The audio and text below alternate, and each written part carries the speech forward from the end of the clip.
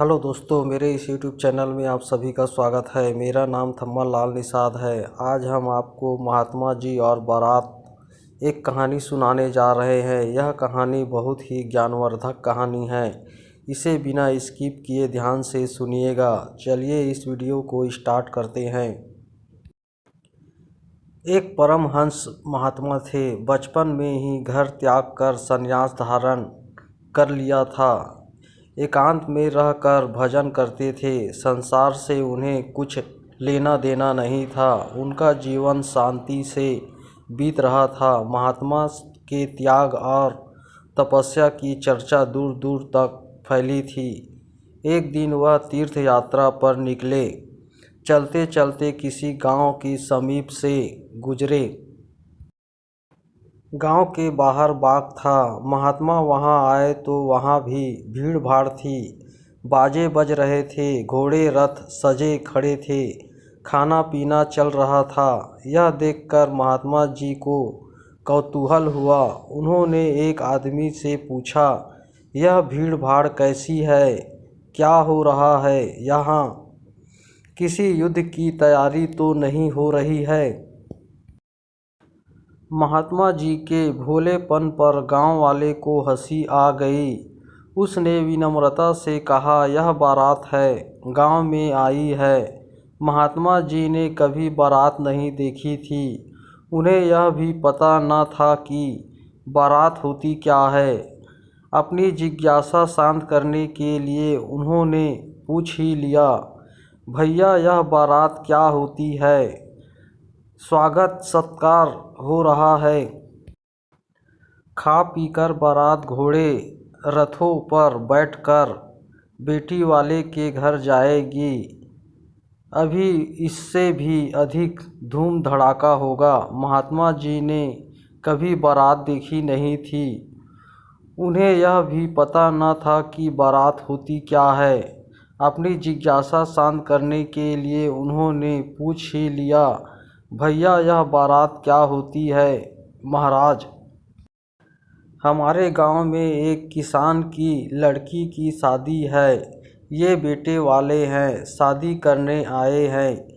इसी की खुशी में आज नाच गाना भी होगा। उस आदमी ने बताया, मगर शादी क्या होती है, कैसे होती है? महात्मा जी ने पूछा। गांव वाले ने बताया, दूल्हा दुल्हन मंडप में आते हैं, फिर उनकी शादी होती है। शादी के बाद वे अपनी गृहस्थी बसाते हैं, संसार का सुख भोगते हैं। महात्मा जी सोचने लगे, यह सुख क्या होता है? मुझे भी शादी करके संसार का सुख भोगना चाहिए। चलो पहले बारात के साथ रहकर शादी कैसे होती है यह देखा जाए। बस महात्मा जी बारात के साथ चल पड़े। गांव वालों ने महात्मा जी का भी बारात के साथ स्वागत किया। महात्मा जी खाते थे कंद मूल फल। आज उन्होंने स्वादिष्ट पकवान खाए। यद्यपि स्वाद को वह पहचानते न थे, फिर भी नए तरह का खाना खाकर उन्हें नया नया लग रहा था। इसके बाद महात्मा जी ने बाजे सुने। महिलाओं द्वारा गाए जाने वाले गीतों को सुना।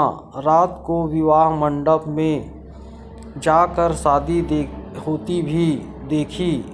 आधी रात तक यह सब कुछ होता रहा।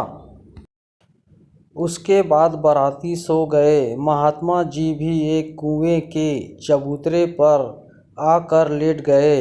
आज उन्होंने भजन पूजन भी नहीं किया। पेट भरा था, लेटते ही नींद आ गई। दिन भर जो देखा था वह अचेतन मन में था। स्वप्न में उन्होंने देखा कि उनका भी शादी हो रहा है, बारात भी चढ़ी है, वह घोड़ी पर बैठे हैं, घोड़ी उछल रही है।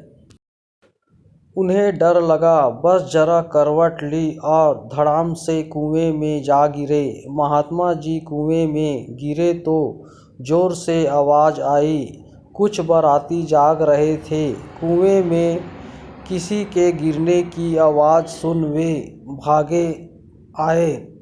गांव वाले भी इकट्ठा हो गए। महात्मा जी को बाहर निकाला गया। वह जिंदा थे मगर सिर में चोट लगी थी। खून बह रहा था। गांव वाले ने वैद्य को बुलवाया। उपचार हुआ। कुछ देर में उन्हें होश आ गया। गांव वालों ने पूछा, महात्मा जी आप गिर कैसे गए? महात्मा जी ने कान पकड़कर कहा, हुआ क्या, मैं विवाह देखा, उसी का यह परिणाम मिला।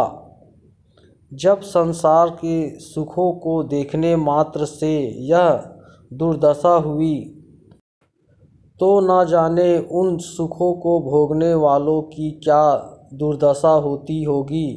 मैं तो आपकी सहायता से कुएं से बाहर भी निकल आया, किंतु जो इस संसार के भोगों को ही सब कुछ समझते हैं वे शायद ही मोह के अंधकूप से कभी बाहर निकल सके।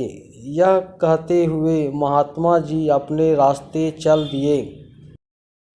हेलो दोस्तों, यह कहानी महात्मा और बारात की आपको कैसे लगी मुझे कमेंट करके बताइएगा। अगर आप मेरे इस चैनल पर नए हो तो मेरे इस चैनल को लाइक, शेयर और सब्सक्राइब कर दीजिएगा और बगल का बेल आइकन प्रेस करना ना भूलिएगा, क्योंकि मैं इसी प्रकार का वीडियो लाता रहता हूँ। इस वीडियो को ध्यान से सुनने के लिए आप सभी का धन्यवाद।